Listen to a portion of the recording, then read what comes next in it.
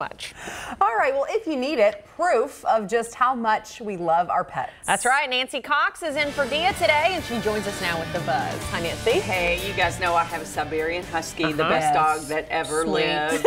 And I loved him, I love him, but I'm not sure I'm as brave as this Australian woman we're about to show you. Security cameras captured her in the act of saving the life of her daughter's Jack Russell Terrier, Alfie. She pulled it out of the grips of a carpet snake just in time and was seen flinging the snake aside.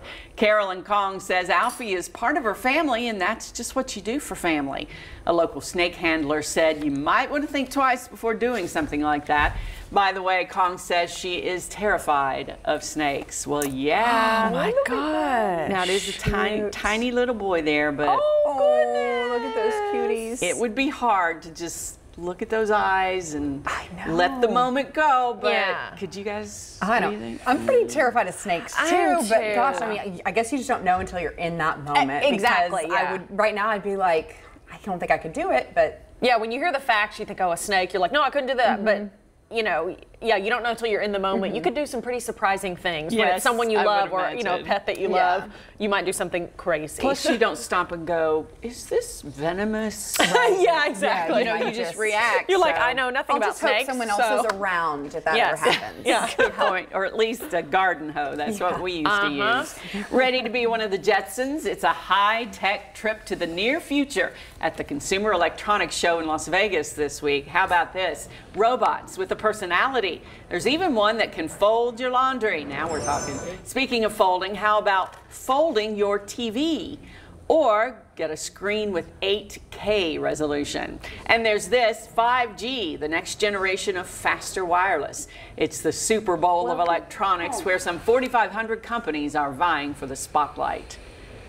After a while, That'd you be start fun to to look wonder. around. It would be, but you start to wonder. You're like, how do they keep coming out with this new and new and new stuff? It seems like everything's good as is, and then it's like, oh no, it can be a little better. Think of the things we probably use every day right now that were once an item at the Consumer Electronics Show. Oh, we'll never have a computer in the palm of our hand. Yeah, exactly. That'll never happen. Have you seen that commercial that's been airing lately talking about some new show that's coming on talking about the internet boom? And there's that clip of Katie Couric on the Today Show interviewing someone. She said, can you explain what internet is? Yeah. And it's just so funny. Like you just said, it wasn't too long ago we were saying, what's the internet? And now it's like, I can't live without the internet. I've seen that one. It's really funny. Yeah. I remember when we first were attaching website addresses to some of our news stories. If you need more information, go to the Red Cross. And we were like, how do you pronounce this? Do you say all 3 W's? Or do you say do you say dot? Yeah, do you say the dot? W dot, and now it just rolls off the tongue. Yeah, so now it's so weird. If you hear someone say www, you're like, why? You don't need to say that. Like, just say the website. Or World Wide Web dot. No, we don't do that. Let's bring that back. Let's start saying that. It's very official. Go to the World Wide Web.lex18.com. Do that. Do that. But the future is now in Jordan. Busy Jordanians can now hail an air taxi to get around the country's often congested roads. This I'm interested in.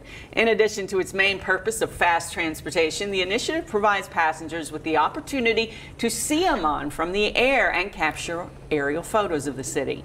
The new service was launched by the Golden Eagle Aviation Academy in collaboration with veterans from the Royal Jordanian Air Force. Since launching in October, the helicopters have transported dozens of passengers in sightseeing trips around Amman. The trip, which lasts about 15 minutes, costs $77 per person. The company will soon start offering trips to landmarks around the country. Their hope is to eventually start providing trips to other countries in the region.